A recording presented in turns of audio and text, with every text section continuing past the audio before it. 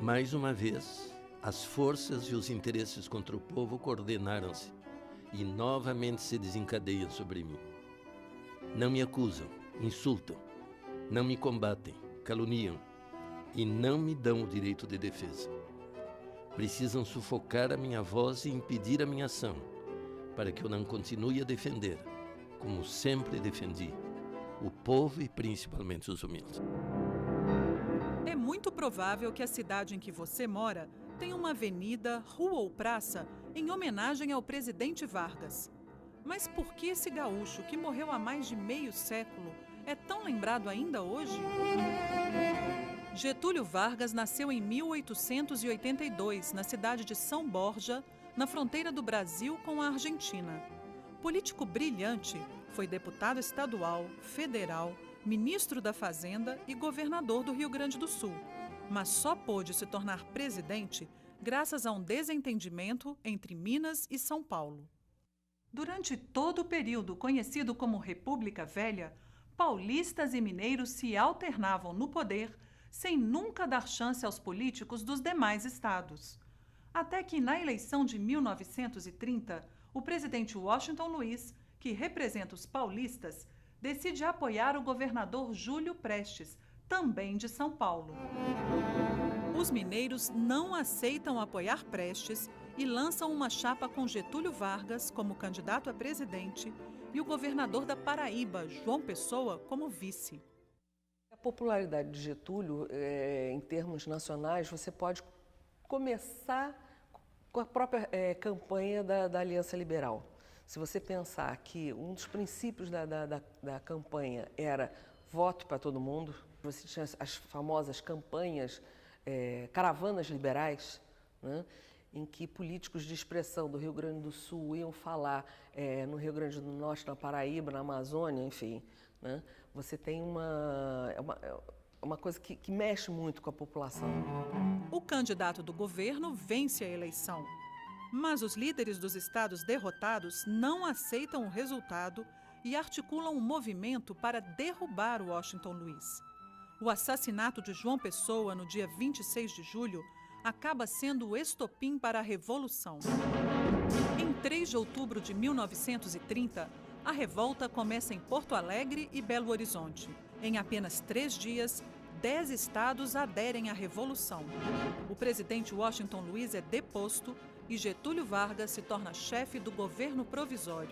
Os primeiros anos de Vargas no poder foram marcados por vários conflitos internos. Já em 1932, a população de São Paulo se revolta e pede o fim do governo provisório e a convocação de uma Assembleia Constituinte. A Revolução Constitucionalista é derrotada em apenas 3 meses. Mas, no ano seguinte, a Constituinte é convocada. Os deputados elaboram uma carta avançada para a época e elegem Getúlio Vargas presidente por mais 4 anos. Nos anos seguintes, Vargas enfrenta outras 2 revoltas.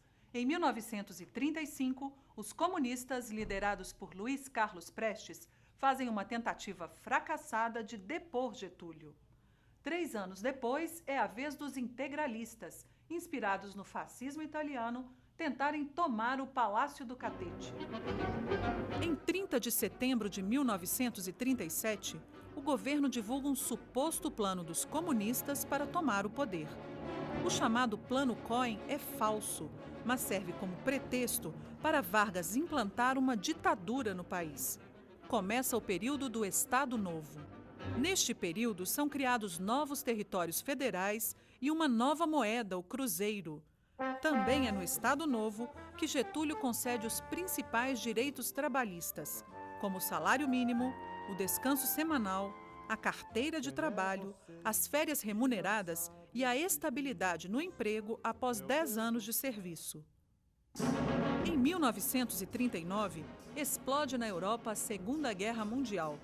No início, Vargas adota uma postura de neutralidade, até que o afundamento de navios brasileiros por submarinos alemães faz com que o país decida entrar na guerra junto com os aliados. O Brasil envia à Itália a Força Expedicionária Brasileira, FEB. 25 mil soldados brasileiros lutam na guerra. Em troca da ajuda na guerra, os norte-americanos se comprometem a ensinar ao Brasil a tecnologia de produção de aço, a siderurgia. Na cidade de Volta Redonda, no estado do Rio, é construída a Companhia Siderúrgica Nacional. Também são criadas a hidrelétrica do Vale do Rio São Francisco e uma empresa mineradora, a Vale do Rio Doce. Com o fim da Segunda Guerra, aumentam as pressões para que Getúlio deixe o poder. Intelectuais, estudantes e setores das Forças Armadas pedem eleições. Em outubro de 1945, os ministros militares tomam o poder e convocam eleições. Termina o Estado Novo. Nas eleições de 1946, Vargas é eleito senador por 2 estados, mas não exerce o cargo. Permanece em sua fazenda no Rio Grande do Sul até 1950, quando ocorre uma nova eleição para presidente. Getúlio é candidato pelo PTB, um dos partidos fundados por ele, e vence a disputa com a grande maioria dos votos. Por conta desse grande apoio dos trabalhistas, né, a oposição vai ficar sempre à espreita de algum deslize ou alguma coisa, vai estar sempre tentando derrubar Getúlio desde a posse dele.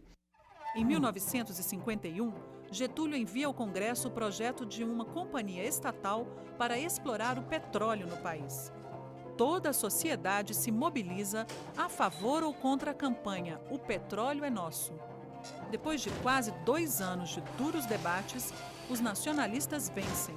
Em 3 de outubro de 1953, Vargas assina a criação da Petrobras. Mas a oposição a Getúlio era forte e fica ainda mais dura após o suposto atentado contra o jornalista Carlos Lacerda. Na madrugada de 5 de agosto de 1954, 2 homens armados trocam tiros com Lacerda e um major da aeronáutica. O jornalista é apenas ferido no pé, mas o major Rubens Vaz acaba morto. O crime nunca é esclarecido, mas inicia uma onda de protestos para tentar derrubar Vargas. A aeronáutica monta uma investigação para apurar a morte do aviador e aponta o chefe da guarda pessoal do presidente como mandante do crime. A imprensa e parlamentares aliados de Lacerda atacam o presidente e pedem sua renúncia. Em 3 semanas, o país está à beira de um golpe de Estado. Getúlio resiste aos apelos de seus ministros para que deixe o poder, mas fica cada dia mais isolado. Na noite do dia 23 para o dia 24 de agosto, Getúlio convocou todos os seus ministros para uma reunião aqui no Palácio do Catete. O que teria ficado decidido aqui era isso. Chefes militares garantiriam a calma pública e Getúlio, então, entraria com pedido de licença. Só que, nesse meio tempo, né, alguns dos chefes militares invertem o papel e passam a reforçar o coro dos que pediam a renúncia de Vargas. Na manhã de 24 de agosto de 1954, Getúlio Vargas se suicida com um tiro no coração. A notícia da morte do presidente rapidamente se espalha pelo país e os trabalhadores tomam as ruas para chorar a perda do pai dos pobres.